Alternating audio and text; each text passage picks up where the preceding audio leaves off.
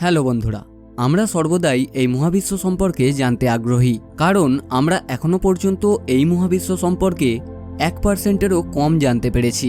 তাই আজ আপনাদের এই ভিডিওতে জানাবো মহাবিশ্ব সম্পর্কে 10টি অদ্ভুত তথ্য। আপনারা ভিডিওটিতে একটি লাইক করে দিন, কারণ লাইক এবং কমেন্ট আমাদের ভিডিও আরও বেশি দর্শকের কাছে পৌঁছাতে সাহায্য করে। তো চলুন ভিডিওটি শুরু করা যাক। নাম্বার 1। আচ্ছা, কেমন হবে ধরুন আপনার পাশে দাঁড়িয়ে কেউ খুব জোরে কথা বলছে, কিন্তু আপনি কিছুই শুনতে পাচ্ছেন না। এটা করতে গেলে আপনাকে মহাকাশে যেতে হবে, কারণ মহাকাশ সম্পূর্ণ নিঃশব্দ।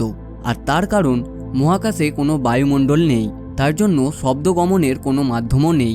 নাম্বার 2। মহাকাশে একটি নক্ষত্র রয়েছে যার উপরিতলের তাপমাত্রা মাত্র 27 ডিগ্রি সেলসিয়াস। তারাটির নাম WIAC 1828+2650। এটি পৃথিবীর থেকে 47 আলোকবর্ষ দূরে অবস্থিত। অর্থাৎ পৃথিবী থেকে আমরা যদি সেই নক্ষত্রে যেতে চাই, তাহলে আমাদেরকে 47 বছর আলোর গতিবেগে ট্রাভেল করতে হবে। কিন্তু মজার বিষয় হলো, পৃথিবীতে এখনো পর্যন্ত আলোর গতিতে চলার মতো কোনো নভোযান তৈরিই হয়নি। নাম্বার 3। শনির বৃহত্তম উপগ্রহ টাইটানে মানুষ তার হাতের দুপাশে দুটি ডানার মতো পাতলা চামড়া লাগিয়ে অনায়াসেই উড়ে বেড়াতে পারবে, কারণ বায়ুমণ্ডলের ঘনত্ব সেখানে অধিক এবং মাধ্যাকর্ষণের টান অত্যন্ত কম। কি একবার গিয়ে উড়ে দেখবেন নাকি? নাম্বার 4। আমাদের সৌরমণ্ডলের 99% ভরই দখল করে রয়েছে সূর্য। তাহলে ভেবে দেখুন, শুধুমাত্র 1% ভর দখল করে রয়েছে আমাদের পৃথিবী সহ আরও অন্যান্য গ্রহ এবং উপগ্রহরা। নাম্বার 5। চাঁদের মাটিতে মানুষের পায়ের ছাপ আগামী 10 কোটি বছর রয়ে যাবে, কারণ চাঁদে বায়ুমণ্ডল বা জল কোনোটাই নেই। ফলে সেখানে চিহ্ন মুছে যাবার কোনো সম্ভাবনাও নেই।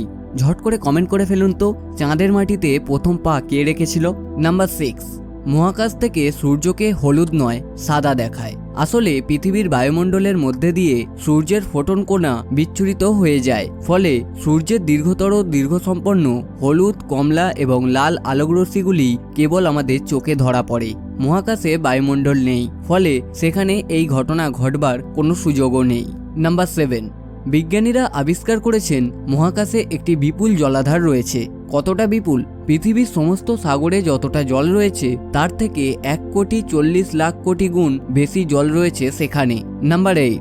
একবার একদল রাশিয়ান বিজ্ঞানী মহাকাশে আরশোলার প্রযোজন ঘটান। তার ফলে যে 33টি আরশোলা জন্ম নেয়, তারা নাকি পৃথিবীতে জন্ম নেওয়া আরশোলাদের থেকে অনেক বেশি শক্তিশালী এবং সক্ষম ছিল।